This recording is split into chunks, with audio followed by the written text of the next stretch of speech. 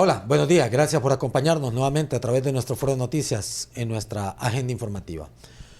Hoy nuestro programa estamos desde este escenario en el despacho Bufete Jurídico Meléndez y Asociado con el reconocido abogado Ivonne Judic Meléndez, quien también pues pisó los escenarios de la política.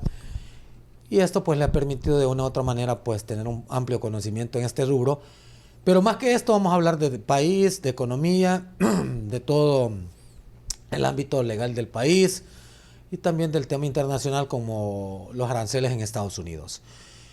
Sin más preámbulo, le damos la más cordial bienvenida, mejor dicho, el que nos ha recibido hoy acá en su despacho jurídico, al profesional del derecho. Abogado Judic, ¿cómo me le va? Fuerte apretón de mano. Muy buenos días, gracias por estar aquí en nuestra casa. Sabe que tiene las puertas siempre abiertas y pues aquí estamos a disposición de sus preguntas y poder dar un granito de arena de nuestros conocimientos en el ámbito nacional e internacional. Así que estamos a la orden. Sí. Bueno, para iniciar desarrollando los temas antes abordados en nuestra agenda informativa, me gustaría iniciar por este tema de los aranceles en Estados Unidos. Que es un tema muy preocupante porque vendría a tener el impacto a nuestro territorio nacional. ¿Qué criterio le merece este tema, abogado? Bueno, empezaremos comentando sobre nuestro país, Honduras. Yo creo que tiene dos formas de verlo. Nosotros que somos positivos lo vemos principalmente de una forma positiva, en vista que un arancel del 10% en contra de los aranceles altísimos que tienen otros países nos va a poner en un ámbito competitivo a nivel internacional con nuestros productos, porque para Estados Unidos va a ser mucho más económico comprárselos a Honduras que a otros países que tienen aranceles altos. Eso ya lo dijo el presidente de la Cámara de Comercio de San Pedro Sula, que es una oportunidad de aprovechar, que los exportadores hondureños debemos de aprovechar, puesto que un arancel del 10% es algo positivo, ¿verdad? Negativo en el aspecto que se tiene que pagar, ¿verdad? Y que va a generar también algún costo adicional para el consumidor de los productos hondureños. Para otros países es una guerra comercial, así lo ha anunciado China, así lo ha anunciado Canadá, lo han anunciado otros países, incluso hasta México, pero ya con México parece que ya tienen un acuerdo que se cumple ahorita el 30 de abril, un acuerdo económico donde le dieron amplitud todavía a mantener los mismos aranceles que han tenido siempre. Hay acuerdos bilaterales o acuerdos comerciales que tiene con México, y yo creo que también México ha sido favorecido como Honduras con este tipo de aranceles y otros países también de Latinoamérica. Pero los países preocupantes son los países asiáticos, que tienen unos aranceles hasta de 100%, ¿verdad? Yo creo que es una barbaridad eso, pero el presidente Trump, dentro de sus facultades, puede tomar ese tipo de decisiones y él sabrá, él trabaja de acuerdo a una planificación y me imagino que con sus asesores ha tomado este tipo de determinación para que el estadounidense consuma los productos que se producen internamente. O sea, pero puede ser positivo por Honduras en cuanto a las exportaciones, no a las importaciones, ¿va? Porque el Producto Interno Bruto, la manufactura hondureña es la que sale hacia Estados Unidos y de allá vienen nuevamente procesados a nuestro país. Sí, nosotros, recuerde que nosotros vivimos mucho de la maquila, ¿verdad? Eso le va a beneficiar mucho. También del banano, exportamos café, exportamos cacao, exportamos materias primas, y todo eso le va en beneficio porque al no poderlo, pongamos un ejemplo, digamos, el banano, si el banano en un país asiático, en Vietnam, por ejemplo, va a pagar un 50%, que si fuera el caso, mejor lo piden a Honduras, que solo pagan el 10%. Entonces, eso va a mejorar el precio del banano en Estados Unidos. Entonces, nos volvemos un país competidor, un país que van a querer nuestros productos porque la importación es mucho más económica. Esa es la forma que hay que verlo. Yo creo que las importaciones igual... nosotros importamos mucho a Estados Unidos, ¿verdad? Y yo creo que esto va a ser de igual trato, pues, que si nos dan el 10%, nosotros le vamos a poner el 10% también. Ahora, Honduras tiene un clima favorable para que esto sea percibido, porque tiene que entrar, me imagino, a una negociación con los Estados Unidos, que es la primera potencia mundial en cuanto a economía. Sí. Digo yo por las buenas relaciones que puedan tener bilaterales. Bueno, ahorita después de que vino el secretario de Estado, apellido Rubio, él manifestó que había una buena relación entre Honduras y Estados Unidos. Y una demostración de ese hecho es que los aranceles no fueron castigados, como fueron castigados otros países. Entonces, aquí el empresario que exporta tiene que verlo como una oportunidad para meter más productos a Estados Unidos, porque traer los productos que nosotros tenemos y que otros países tienen, les va a salir mucho más económico llevarlos de Honduras que de otro país. Entonces esa es la ventaja que hay. Y yo creo que hay que verlo con ojos positivos, hay que analizarlo financieramente, que hay que producir más, ¿verdad? Recuerde que nosotros no solamente exportamos, también nosotros vivimos mucho de las remesas, ¿verdad? Y Estados Unidos ahorita está entrando a un proceso de recesión anunciada por algunos economistas, que no creo que sea así. Simple y sencillamente no están acostumbrados a ese tipo de cambios bruscos que está teniendo el presidente Trump. Es un hombre muy ejecutivo que le gusta la eficiencia, y yo creo que dentro de sus facultades pues está poder ponerle arancel a quien le convenga mejor, ¿verdad? Como él bien lo ha manifestado. Bueno, esto es en cuanto al tema internacional, porque es sumamente positivo este tema, porque el impacto o los efectos que pueda generar en el país serían, abogado Iboni, relativamente económico, y que esto abonaría a un crecimiento no solo de manufactura hondureña, sino de que exportaciones. Y si se imagina las pequeñas y medianas empresas, que son los gremipes o las MIPYMES, desarrollando sus productos, su manufactura, siempre y cuando están, por eso yo mencionaba y le hacía la pregunta a usted, estén las buenas relaciones bilaterales constantes, que estén abiertas, que estén expuestas a ese buen apretón de manos en cuanto a comercios internacionales. Ahora vamos con el tema de la economía en el país. Vamos a centrarnos hoy con la economía del país. ¿Cómo ve usted la moneda? El dólar creo que se mantiene estable, ¿va? No. Sí, mire, el dólar ha tenido una leve aumento sí, de devaluación en los meses de octubre para acá. Creo que andan un lempira, 2 lempiras, que no es mucho, ¿verdad? La devaluación, yo creo que la real debe ser un poco más alta, pero este gobierno está tratando de no crear zozobra sobre ese aspecto, ¿verdad? Creo que la economía mundial ha andado muy pobre, ha estado un poco retenida, y con estos cambios no comunes ni acostumbrados que está teniendo la economía de Estados Unidos, nos afecta indirectamente. Pero si usted ve aquí en la ciudad de San Pedro Sula, por ejemplo, tengo información con unas investigaciones de una empresa que nos contrató para que haga investigaciones de la cantidad de torres de construcción que van a haber aquí en San Pedro. Aquí en San Pedro están construyendo 38 torres de edificios, de apartamentos y torres de negocios, condominios y negocios comerciales. Entonces, todos esos dineros muchas veces son dineros externos que vienen a invertir en el país, y muchas veces dineros nacionales, pero San Pedro Sula se está convirtiendo en una gran metrópoli. Solo Panamá estamos en tercer lugar. Primer lugar en torres y edificios grandes está Panamá, de ahí le sigue Guatemala, y nosotros estamos en tercer lugar. Pero la ciudad de San Pedro Sula en los últimos 5 años ha construido un total mínimo de 35 torres, 38, y ahorita están por construirse 35, 38 torres también. Entonces, cuando usted ve esa cantidad de plata que entra al país, usted ve que muchos se quejan de la economía, pero por otro lado, se está invirtiendo mucho en bienes inmuebles en el país. Entonces, es bien contradictorio. Pero los números son los que hablan. Los economistas tenemos que hacer un análisis de acuerdo a los números de ingresos y egresos del país, del PIB, de la balanza comercial.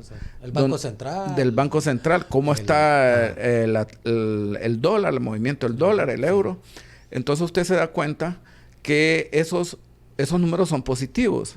Incluso usted entra a la página de la CEPAL, Honduras ha tenido un crecimiento exagerado que nunca lo había tenido del 3%, ¿verdad? Imagínese, usted dice 3% es nada, pero es nada en número, pero en desarrollo económico es inmenso. Entonces la CEPAL está tirando buenos números de acuerdo a los estudios económicos que han hecho, de que Honduras ha crecido mucho económicamente en estos últimos 2-3 años, ¿verdad? Entonces, hay muchos aspectos desde donde usted puede analizarlo, ¿verdad? Pero si usted le pregunta a la gente y le pregunta la percepción que la gente tiene, la gente le dice de acuerdo a lo que ellos, cómo se están económicamente. Por ejemplo, yo tengo muchas deudas. A mí me pregunta la economía, yo le digo la economía no está tan buena. Pero si usted va a los números, que ahora pues con la facilidad de las computadoras usted puede encontrar cualquier información y usted hace un análisis económico y se da cuenta que el país está en buen camino, en buena ruta, ¿verdad?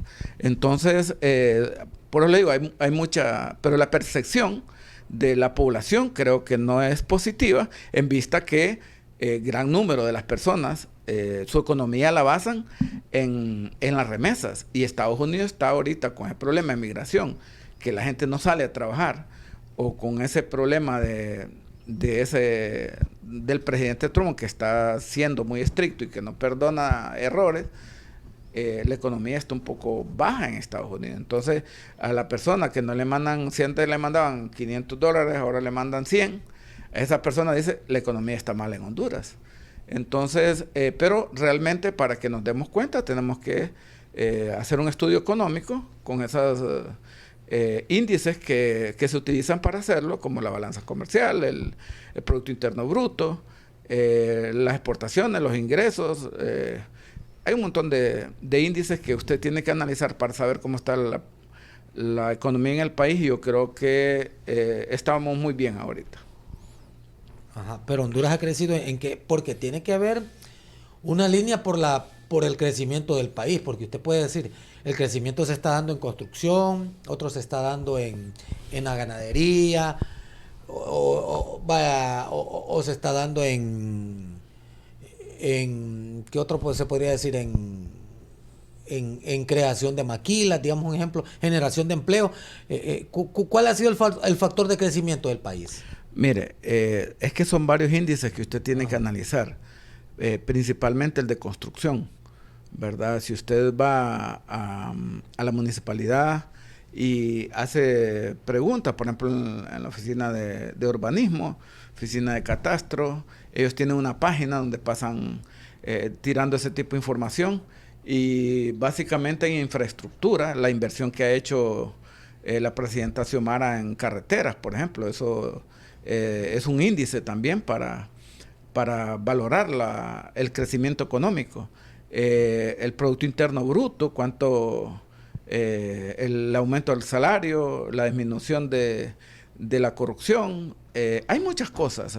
Difícilmente yo le puedo decir, hemos crecido en educación, hemos crecido, pero sí yo creo que va más tildado a las bienes raíces. En la construcción de infraestructura, por eso le decía que este gobierno ha invertido mucho en carreteras, pues, y eso le da índices positivos en tomar en cuenta el crecimiento económico. Entonces, no es fácil, hay que tomar muchos factores. La maquila, por ejemplo, aquí en Choloma están haciendo una maquila que van a contratar más de 250,000 personas para empleo, ¿verdad? Ya casi la terminan.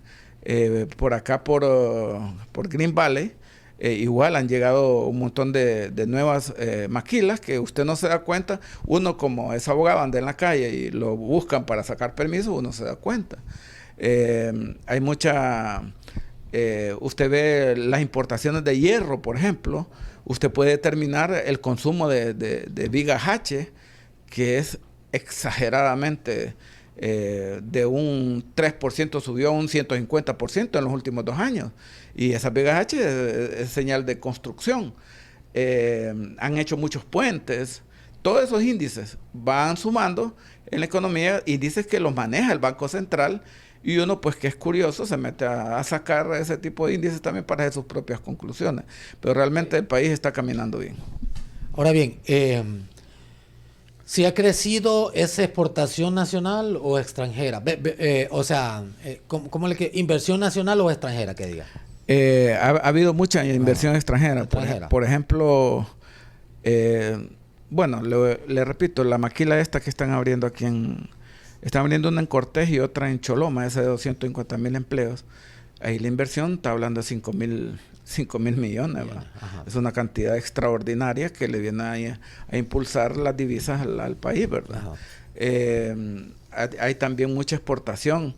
Recuerde que la industria del camarón había estado parada porque se negociaba primero con Taiwán. Ahora hay acuerdos de libre comercio con China para exportar el camarón. La gente está muy contenta. Y son cosas que el resto de la población no se entera, ¿verdad? Y como tenemos el morbo, la mala costumbre de estar discúlpenme, como pericos, a veces repitiendo las cosas negativas de Honduras. Yo realmente solo repito las cosas que conozco, la computadora me enseña muchas cosas, yo soy acucioso en eso y por eso mantengo información actualizada del país, porque es una cuestión que uno trae, así como usted es periodista, yo me gusta siempre estar en la investigación, de estar viendo cómo surge la economía. Entonces usted se da cuenta que hay mucha exportación, han crecido las exportaciones, entonces eso genera un ingreso de divisas para el país.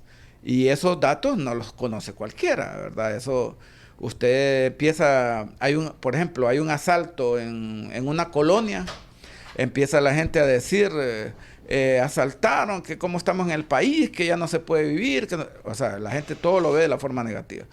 Pero yo como abogado le voy a decir una cosa, por ejemplo, en los domingos o los sábados, cada rato me estaban llamando que mire que atraparon a mi primo, que atraparon a un familiar, que a un cuñado, para que fuera a la primera estación a defender un imputado. No estamos ya con esa mora judicial de delincuentes que había antes. Entonces, aquí lo podemos ver de 2 formas. O se fueron a las caravanas, o la policía está haciendo un buen trabajo, que ya no anda mucho delincuente en la calle. Usted se da cuenta ahora también que hay un asalto y ligerito ya lo están atrapando porque la policía está, como quien dice, mejor organizada con las cámaras y todo. Activaron las cámaras del 911. Entonces hay muchos temas que la gente lo ve negativamente. Yo soy positivo, yo nunca veo las cosas negativas porque yo vivo en la calle, vivo en mi trabajo y conozco muchos temas de mis clientes, conozco por el juzgado, conozco por la policía, por la fiscalía, por tantos lados. Uno va tomando sus propios índices para valorar cómo está la situación en el país. Bueno, abogado, vamos a seguir desarrollando el tema, pero nos permite primero irnos a nuestra primera pausa comercial. Después de los anuncios publicitarios vamos a seguir dialogando con el profesional del derecho, Ivonne Judic Meléndez. Ya regresamos siempre con nuestro foro de noticias. Primera pausa.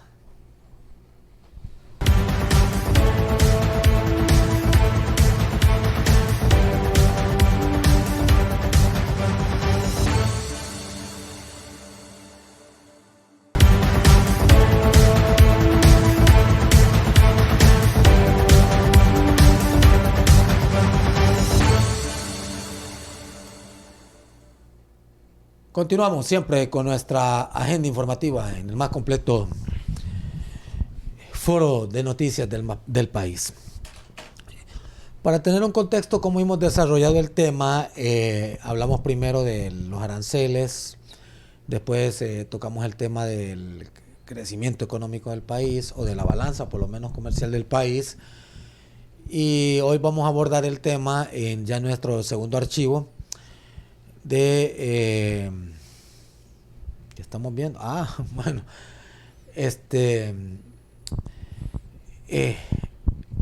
queremos hablar de tema político, la verdad, y el tema político pues nunca lo podemos dejar a un lado en esta plática con el abogado Meléndez, específicamente por lo que ha pasado, ¿va? Por el proceso de las internas, muchos cabos sueltos, muchas dudas, muchas interrogantes, transparencias, fraude. La verdad que se ha dicho mucho en esta primaria.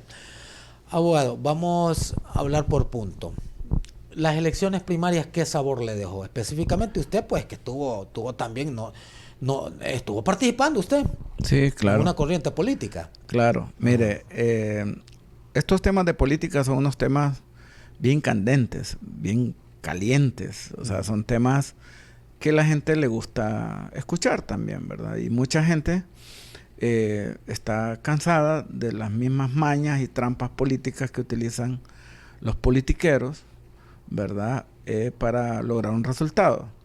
Nosotros, pues, gracias al abogado Racel Tomé, me dio la oportunidad de participar. El pueblo no me dio la oportunidad de salir. Puedo aceptar los resultados con valentía, porque realmente la política no es un tema que a nosotros nos mueva, no es algo que yo tenía una aspiración de llegar a ser diputado. La gente no lo quiso, no me dio los votos suficientes, y le agradezco a los que votaron por mí, pero quiero decirle que en mi corazón pues había un tipo de aceptación, porque descansé después de que pasó el día de las elecciones. Estuvimos 2 meses metidos al 100% en eso. Descuidé mi oficina, descuidé mis clientes, y muchas veces no vale la pena, ¿verdad? Yo creo que la política, somos humanamente políticos. Tenemos esa espinita ahí en el corazón que siempre nos mueve, pero aquí en Honduras es difícil. Es difícil emprender una campaña política, se ocupa mucho dinero. Tanto el elector como las personas que están a nuestro alrededor o nuestros competidores no son decentes. Nos hacen, como quien dice, pensar en que las elecciones, pues, siempre hay fraude, siempre hay... No es mi caso, ¿verdad? En mi caso, simplemente la gente no quiso votar por mí. Se perdieron la oportunidad de este trigueño en el Congreso, que sí tenía muchos proyectos, muchos deseos de lograrlo. Y como le digo, será en otra ocasión. De repente mi candidato no tenía el arrastre suficiente, porque aquí todavía no hemos aprendido a votar. Aquí la gente vota porque le dicen, vamos a votar por este. La gente aquí vota porque le llevan una bolsa solidaria. La gente aquí vota porque hay que ver quién es el más popular, quién es el que va a ganar. La gente no piensa un día antes de decir, bueno, yo le voy a dar el voto a Arlington, yo le voy a dar el voto a... No, la gente no vota por eso, sino vota por una afluencia política de cierto candidato. La abogada Rixi Moncada tiene un arrastre espectacular dentro del Partido Libre, arrasó, y esa fue una de las razones por la cual nosotros nos salimos, ¿verdad? Y como le digo, vivimos agradecidos con Dios, y tal vez Dios fue que me apartó de ese ambiente político que a veces le destruye hasta la carrera a uno. Sí, abogado, pero, digo el pero, usted puede decir que era su candidato, pero incluso eran 8 movimientos internos al interior de la abogada del Rixi. Libre, de la abogada Rixi. Sí. Y no sé si fue algo como una estrategia o o fue en realidad una democracia participativa, porque solo el movimiento MEL, el movimiento POR, el movimiento, ¿cuál es el otro? Mencióneme. Vamos a hablar solo de lo de Rixi. Estos movimientos, o sea, solo salieron los del 28 de julio. Todos los candidatos a diputados eran del 28 de julio. No, creo que hasta Silvia quedó afuera, ¿va? Sí. Silvia Yada, que salía, pero ya en el último conteo que se dio, el último escrutinio, pues quedó ya, tengo entendido. ¿Qué pasó ahí que solo el M28 salieron, ¿va? Bueno, era el movimiento más popular que había dentro del Libre. Es el movimiento que aportó mucho dinero, vamos a decir el movimiento oficialista, que tiene, por ejemplo, muchas personas empleadas que sirven de dirigentes para mover otras personas para que voten. De repente fue el movimiento más organizado. Y ahí hubo mucha plata repartida para, por ejemplo, usted miraba dentro de los centros de votación, solo iba a haber carpas del M28. Entonces, todo eso suma, ¿verdad? Mucha gente no sabe, no acepta la pérdida, pues realmente ellos invirtieron plata. Plata no en comprar votos, invirtieron plata en logística. En logística. La gente, por ejemplo, en los barrios populares, 2, 3 días antes me imagino que fueron a repartir comida, a regalar refrescos, a llevar al candidato. O sea, tenían una capacidad de logística increíble, pues, porque tenían casi todo el gobierno a su favor, pues.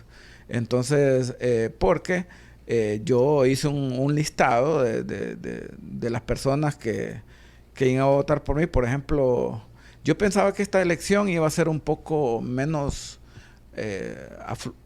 con menos gente votando, y fue todo lo contrario, hubo mucha más gente que fue a votar. Entonces, yo hice un presupuesto tanto económico como presupuesto de las personas que pudiera conseguir que me dieran el voto.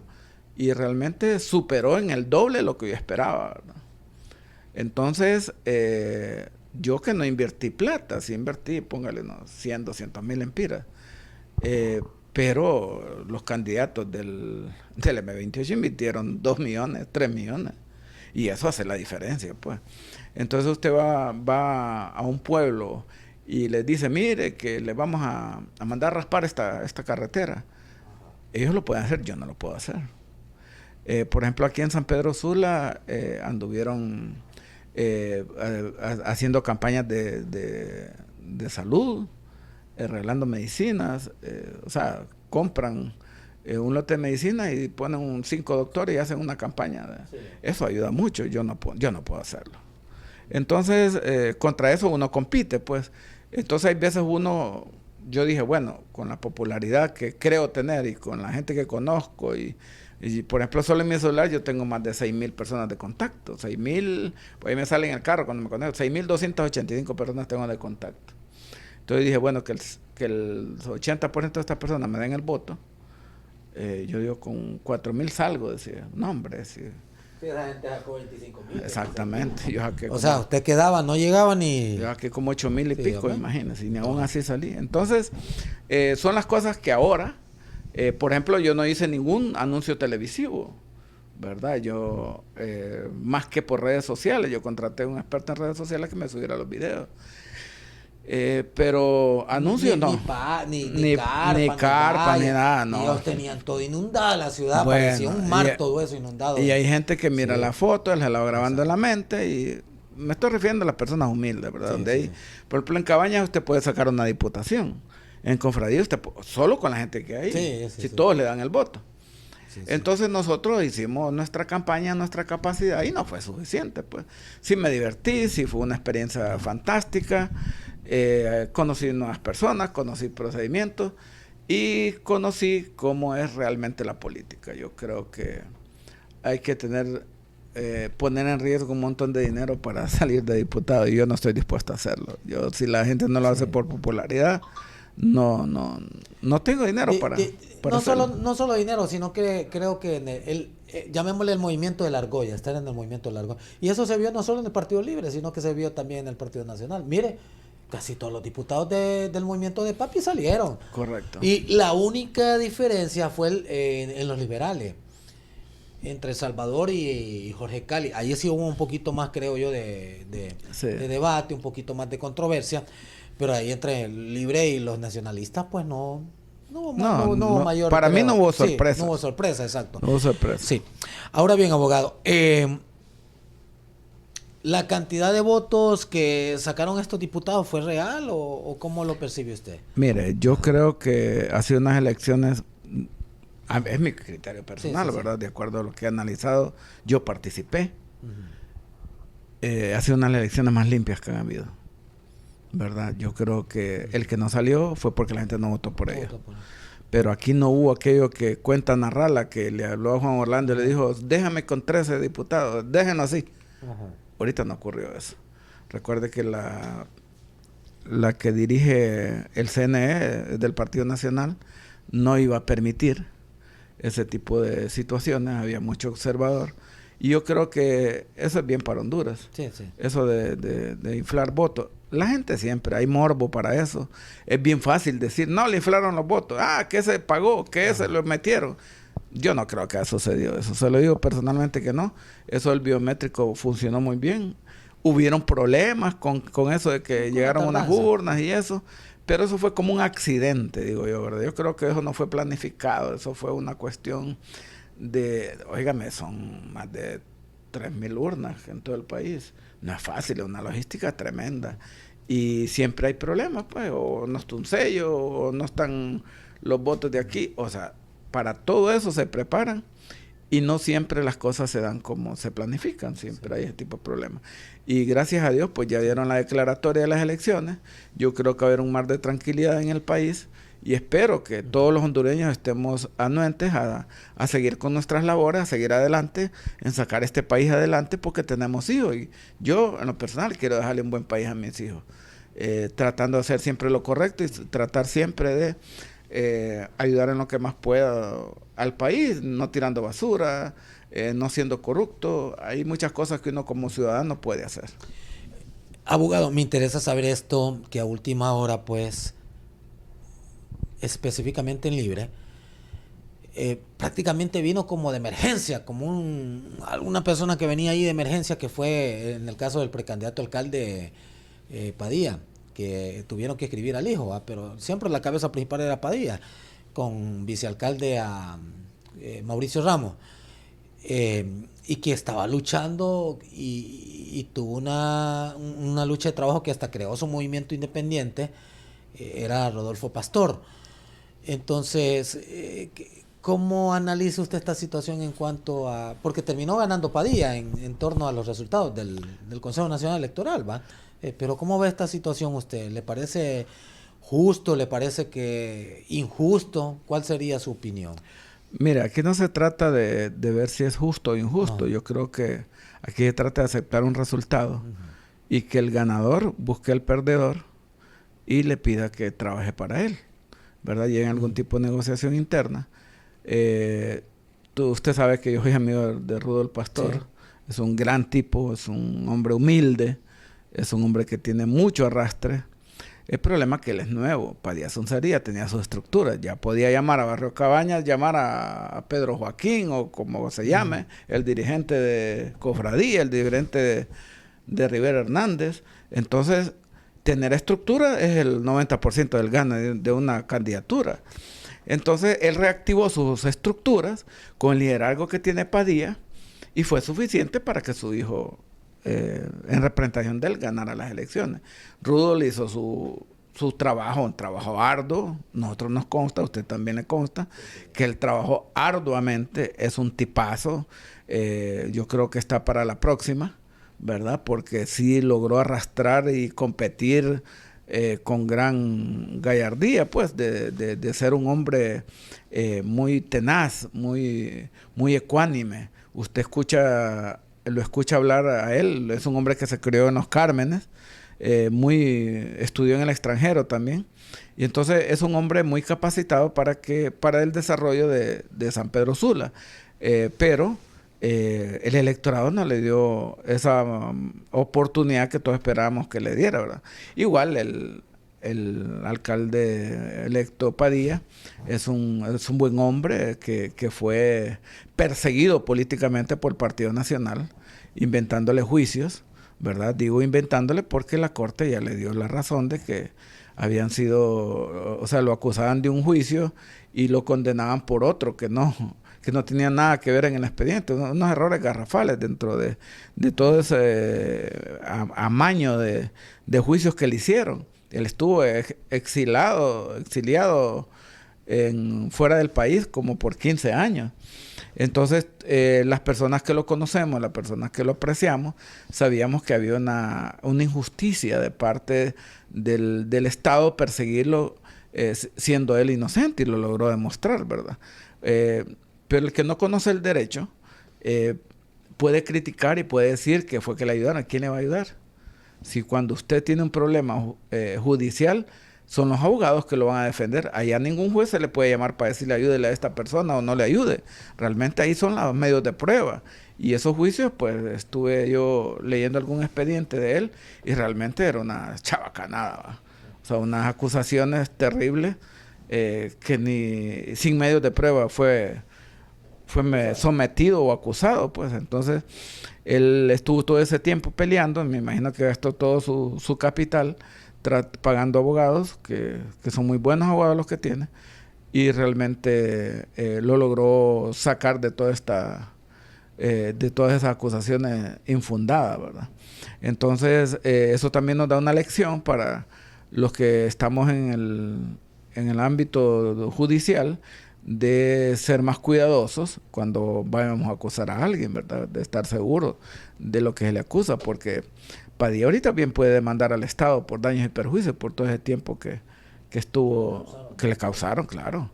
Entonces yo creo que eso también le ayudó a que la gente votara por él, ¿verdad? Ese sentimiento de injusticia que había. Porque Padilla, usted miraba a Padilla, usted lo visitaba cuando era alcalde, y era un hombre que le abría la puerta. Era un hombre que no andaba con guardaespaldas, no andaba, o sea, era un hombre como nosotros, o sí, andaba en la calle y usted lo mira, ¿cómo está, Rodolfo? ¿Me entiende? No era una persona arrogante como ahora, ¿verdad? Que llegan a esa municipalidad y les parece que ya son dioses. Entonces Padilla tiene ese arrastre aquí en San Pedro Sula, es un hombre muy conocido, un hombre muy respetado, muy querido, y que la gente pues le respondió, ¿verdad? Al saber de que él ya estaba librado de todas esas acusaciones infundadas y logró pues la magnífica oportunidad de competir con el resto de candidatos. Bueno, abogado, nos vamos a ir a nuestra segunda y última pausa comercial después de los mensajes publicitarios. Seguimos dialogando con usted el tema político porque creo que ya nos quedaría ya ningún cabo suelto, y el tema judicial también podemos irlo abordando a través de nuestro foro de noticias. Nos vamos a nuestra segunda pausa, ya regresamos para que se mantenga muy bien informado.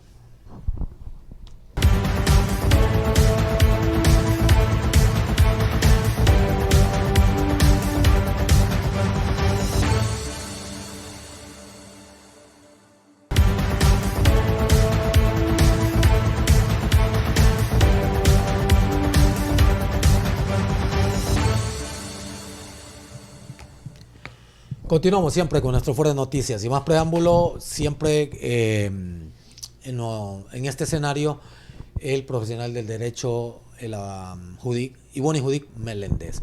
Abogado, hablamos antes de irnos a la segunda pausa del tema de esto de las elecciones primarias. Ahora, ¿qué se espera para las elecciones generales? Porque hay una incertidumbre, que no habrán elecciones, otros hablan que sería Mel el candidato, otro que... o sea, se hablan tantas cosas que se dicen que en realidad no se sabe cuál sería la definición de la verdad. ¿Qué criterio le merecen de estas elecciones generales? Bueno, estas elecciones primarias fueron un ejemplo de lo que va a ocurrir con respecto a la afluencia de la gente, ¿verdad? Va a haber una afluencia triplificada de votantes, en vista que hay mucha expectativa. Por ejemplo, va a ser una contienda bien reñida. Hablando, por ejemplo, de la oposición, que es el Partido Nacional, el Partido Liberal, estamos hablando de Salvador Narrala, por ejemplo. Salvador Narrala ya anda cantando y diciendo que él va a ser el próximo presidente. Pero si usted ve, quedó en tercer lugar. ¿Y dónde están los votos con los que piensa ser presidente? Él piensa que la gente va a ir fluidamente a votar. Si la gente votara correctamente por un buen candidato, yo creo que él ya hubiera sido presidente, porque fue un buen candidato. Ahora no creo. Yo creo que él ha cometido demasiados errores para poder decir que él pueda ser el próximo presidente. Yo no lo creo. No tiene los votos suficientes, quedó en tercer lugar. El Partido Nacional, que sacó la mayoría de votos, está en la oposición. Entonces, ¿qué pasa? Que el Partido Nacional, si usted ve la historia, por eso le digo que hay que ver los números en la computadora, nunca el que gana la mayoría de votos, nunca, en Honduras nunca, el que gana la mayoría de votos en las internas es el próximo presidente. Si fuera así, diríamos Papi es el próximo presidente. ¿Por qué? Porque ahí están precisamente todos los nacionalistas que son. Sí. En el Partido Libre, con la abogada Rixi, ahí están todos los de libres que son. Ahora, para ganar una elección, usted necesita convencer, desde el punto de vista de Rixi hablemos, tiene que convencer un porcentaje de un 20% de estos nacionalistas que le dieron el voto a Papi a la Orden, y tiene que convencer un 20% de los que le dieron el voto a Narrala, y principalmente tiene que convencer un 60% de los que no fueron a votar en las internas, que ahí es donde está el gane. Entonces, ¿quién tiene las mayores posibilidades? Partido Nacional está quebrantado. Más que esos 800,000 que sacaron, nadie más les va a dar el voto, ¿verdad? Nadie más le va a dar el voto. Ok, hablemos de Salvador Narrala. Salvador Narrala sacó el tercer lugar. Entonces, ¿qué otra gente puede creer que le dé el voto? El indeciso, el que no estaba en el país, los que están fuera del país, y pueda conseguir, póngale, un 100% de los votos que sacó. Pero la candidata oficialista, que es la abogada Rixi Moncada, que si bien es cierto, es la más capacitada de los 3 candidatos que sacaron la mayoría de votos, ella tiene el oficialismo. ¿Qué significa el oficialismo? Que llega a un pueblo y dice, miren, nosotros necesitamos construir este puente. Entonces, ella llama al ministro de SECOP, que, discúlpeme, ya no se llama SECOP, el ministro de CIDI, le dice, mira, Octavio, necesito que me ayude a poner un puente acá. Octavio va y se lo pone. Entonces, ahí ella consigue los votos de ese pueblo. Viene alguien y le dice, por ejemplo, que tenemos problemas de empleo, que hay muchos cachulibres, como les dicen ahora. Entonces van a hablar con la gente y decirle, bueno, ¿ustedes quieren seguir con su empleo? Bueno, voten por Rixi Moncada, pero no lo voten nulo. Ok, entonces el oficialismo tiene una cierta ventaja, y pudiera decir yo, una ventaja bastante superada sobre el resto de los candidatos. Tienen el dinero del Estado, tienen el tiempo del Estado, tienen los empleados del Estado, y tiene también todos los ministros del Estado que puedan hacerle campaña a favor de esa candidatura. Entonces, esto, como le expliqué inicialmente en esta entrevista, se ocupa mucha plata. Y Papi a la Orden no crea que va a sacar dinero, no va a sacar 60, 80 millones para ir a construir un puente. Rixi no lo ocupa, porque lo le dice al ministro y lo hace. Hágame esta carretera, hágame esta escuela, compóngame esta escuela. Hay que bachar esta carretera, hay que mandar a raspar esta carretera. Así van a ir consiguiendo votos. Y ese es un programa que todo candidato oficialista ya lo tiene listo para ejecutar a partir de la declaratoria de los resultados de las elecciones. Ajá. Entonces, yo, en lo personal, de acuerdo a esto que le estoy comentando, yo creo que la próxima presidenta es Rixi Moncada, por esas razones, ¿verdad? No es que tengo amarillismo con ella, no es que, ella ni sabe quién es Ivonne Meléndez, pues, pero los demás candidatos no tienen ni la capacidad económica, ni tienen tampoco el talento, ni tienen tampoco la logística que tiene la abogada Rixi Moncada. Fuera de que ella, pues, cuando va a esos foros, ¿verdad?, se defiende muy bien. Los demás, pues, no tienen, digamos, usted escucha a Narrala en un foro, Narrala le dice una cosa y la siguiente entrevista está diciendo que él no dijo eso, que él lo que quiso decir fue tal cosa.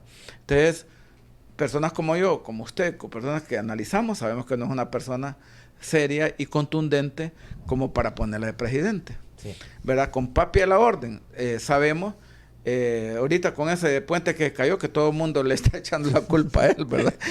Entonces, yo tuve un pleito en un chat ahí porque una amiga me decía que lo hizo el Banco Centroamericano de Integración Económica. Y le digo, bueno, y es que ahora los bancos hacen puentes. Bueno, entonces, esas cosas, aunque no lo haya hecho él, pero él lo inauguró y hizo política con ese puente. Y él era el alcalde. Y él era el alcalde. Entonces van a decir, han hecho memes ahora cuando la gente pasa por los puentes, van rezando. Entonces esas cosas desmerecen. Entonces, volviendo al resultado de las elecciones, esos 800,000 no va a pasar a más de 300, que de repente alguien confía en él, no le va a sumar más de 200,000 votos a Papi La Orden.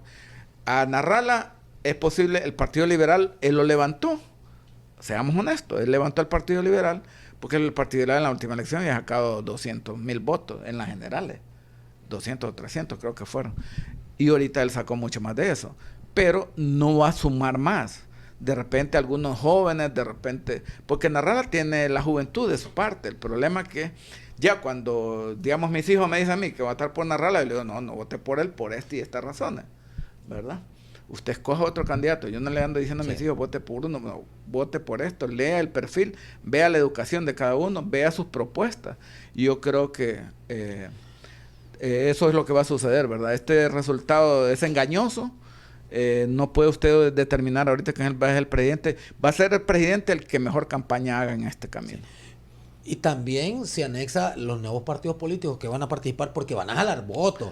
Estos partidos pequeños, llamados, denominados pequeños, pero que en realidad, sea como sea, partido PANA que ya está escrito, el partido de Illesca, ¿cómo se llama el de partido de Illesca? Todos somos Honduras. Sí.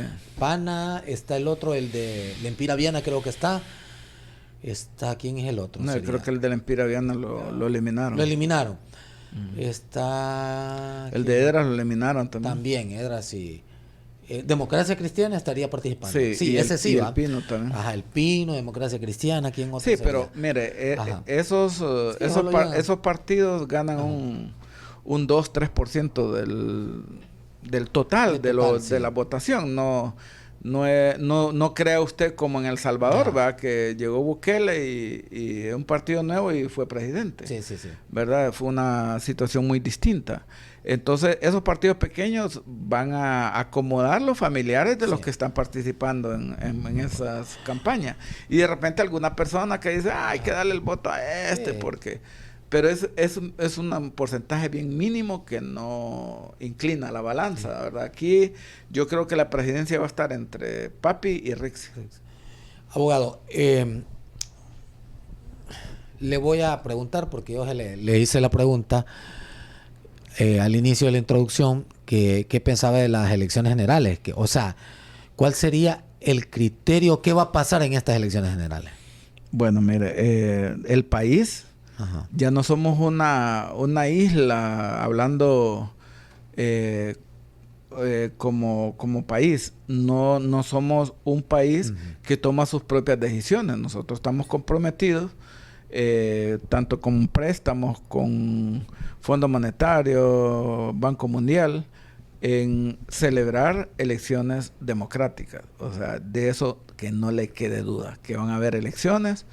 La oposición, como dicen, habla de que Mel no quiere elecciones.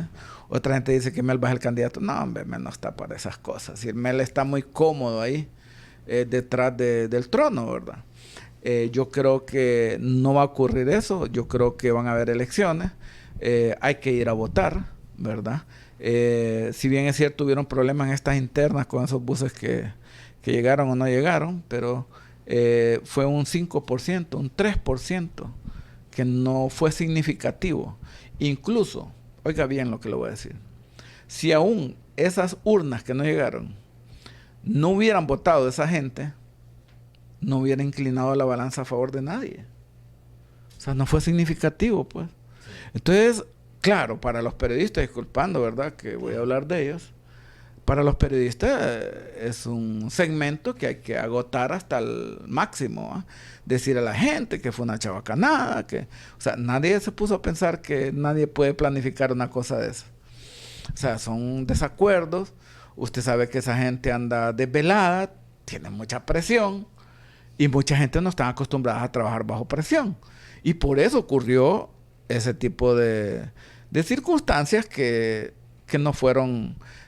valederas como para torcer una votación, ni tampoco fue un porcentaje alto para decir que esto nos pudiera cambiar los resultados. Yo creo que las elecciones, vamos a tener unas elecciones limpias, eso del biométrico funcionó muy bien, hay que ver las cosas positivas.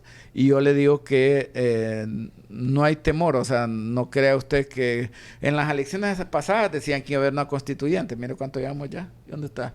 No, a ver, es que no lo hacen porque no quieren, claro que quieren. Pero nosotros estamos adscritos a muchas organizaciones en muchos países que no van a permitir una cosa de esas, principalmente Estados Unidos. Aquí nosotros tenemos que elegir buenos candidatos y exigir que los resultados sean los que la gente eligió, independientemente de quién sea el candidato. Usted vaya a votar por el suyo, muchacho por el de él. Todo el mundo que vote por el candidato que cree que merece ser presidente de Honduras, pero no porque pertenezca a un partido. Sí. Ya dejemos eso, busquemos candidatos que creamos nosotros que puestos ahí nos van a buscar soluciones y alternativas a los problemas sociales de Honduras. Porque Honduras la mayoría de problemas son de justicia. Sí, sí. Yo le repito siempre, el único problema que hay que resolver en Honduras es el problema de justicia, que todo el que comete un delito que lo pague, principalmente los políticos, y que los delitos por corrupción deben de pagarse en 20 años, como drogas, como asesinato. Óigame, si robarle al Estado es que le está quitando el derecho a un montón de gente, sí, sí. A los niños, a la educación de nuestros hijos, nuestros nietos.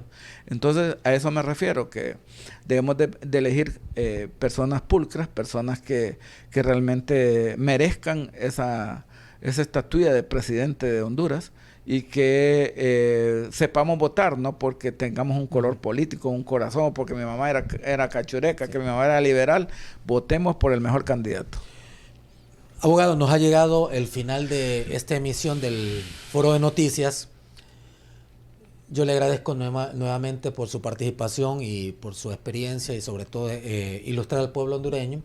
Yo sé que algunos podrían estar no de acuerdo a sus opiniones porque siempre están las opiniones diversas, pero tratamos de llegar a una verdad que ilustre o que llene las expectativas de todos los televidentes. Solo nos resta desearles un feliz fin de semana, que Dios los guarde y los bendiga para que usted se mantenga muy bien informado, siempre con nuestra agenda informativa y nuestro invitado, a quien le agradecemos nuevamente, el connotado profesional del derecho, Iboni Judic Meléndez. Nos vamos. Dios los guarde, los bendiga. Hasta pronto. Amén.